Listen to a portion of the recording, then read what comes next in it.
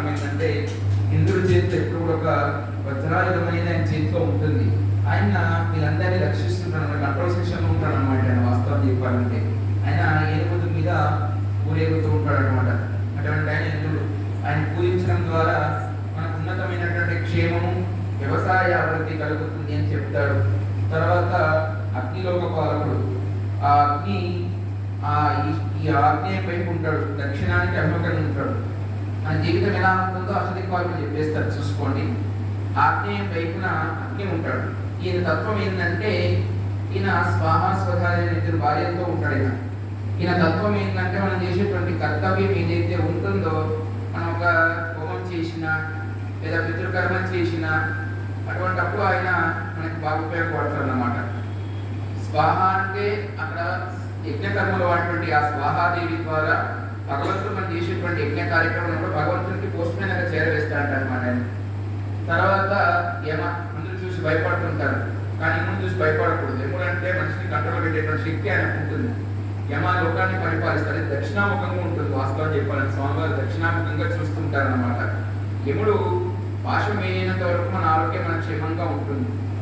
ఆ బలిపీఠని పెట్టే వాళ్ళకు కూడా ఎవరైతే ఆ బలిపీఠ స్థాపన చేస్తారో లేదంటే యముని పూజిస్తారో వారికి అపమృత్యు గండ దోషాలని కూడా పోతాయని చెప్తుంటారు.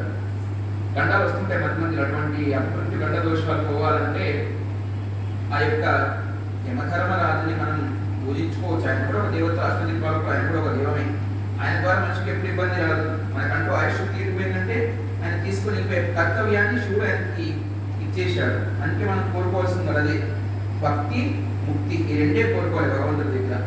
ఆ రెండు ఇచ్చేటువంటి వాళ్ళే అగ్ని మరియు యమలోక పాలకుడు. తర్వాత నిరుతి, యజమాని యొక్క క్షేమాన్ని కలిగించేది నిరుతి. దేవతలు దేవుడు స్వామివారిని చనుకున్నటువంటి వాడు నిరుతి. ఆయన ఒక రాక్షసుడు. ఆయన యొక్క తత్వం ఎలా ఉంటుందంటే ఎప్పుడు కూడా ప్రజల్ని ఇబ్బంది పెడుతూ ఉన్నట్టు ఆయన. అప్పుడు విష్ణుమూర్తికి వరం ఇస్తాడు. ఏమనంటే నీ మీద ఎప్పుడు బరువు పెట్టి ఉంచాలి, తద్వారా నీ ఇంటికి నా శిరస్సు మీద ఉంటావు. ఆ యొక్క వాసుదోషాలని పోలేదు. నిరుతి చాలా బాగుండాలి. యజమానికి క్షేమతార, లక్ష్మీ నివాసం నిరుతి. అందుకే ఎప్పుడు కూడా యజమాని పడుకోవడంలో నిరుతి వైపు వీరువ ఉండాలి. ఆయన యొక్క శిరస్సుల వైపు చూస్తూనే ఉండాలి ఎప్పుడు కూడా. అంటే మనం దక్షిణాముఖంగా పడుకుంటాం అన్నమాట ఆ లెక్క ప్రకారం చూస్తే. అలా పడుకోవడం ద్వారా మనకు ఇంకే పెద్దవాళ్ళు చెప్తుంటారు వీరువ ఎప్పుడు నిరుతి వైపు పెట్టాలి, ఈశాన్యంలో బరువు తక్కువ పెట్టాలి, నైరుతిలో బరువు ఎక్కువ పెట్టడం ద్వారా అది వీరువ. ముఖ్యంగా మన వ్యాపారానికి మనం ఉంటాం ఎంతో డబ్బులు పెట్టుకునేటువంటి వీరువ అక్కడ పెడితే స్త్రీ సంపదలు అభివృద్ధి చెందుతాయని చెప్తారు.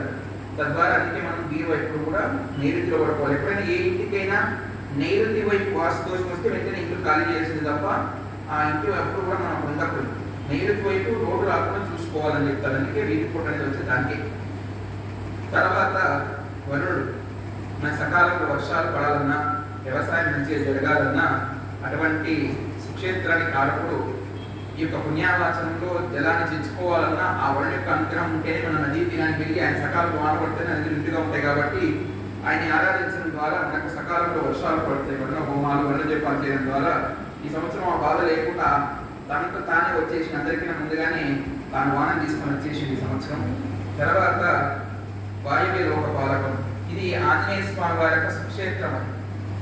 ఆంజనేయ స్వామి వాయుపుత్రుడు అంటారు కదా, ఆ వాయువ్య లోకాన్ని పరిపాలించేది, బుద్ధిని ధైర్యాన్ని కలిగించేటువంటి వాడు ఆయన.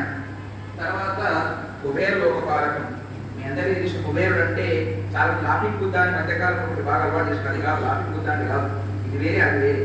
అదే చైనా వాళ్ళది, ఇదే మనది. ఈయన ఏంటంటే లక్ష్మీ కారకుడు. మనందరూ తెలిసిన కుబేరుడు సాక్షాత్ శ్రీనివాసుడికి అప్పించాడు. ఇంతవరకు ఆయన అప్పు తీరలేదు. అటువంటి సుక్షేత్రాన్ని లక్ష్మీ నివాసం మరొకటి ఉందంటే అది కుబేర లోక పాలకం. తర్వాత ఈశాన్యం.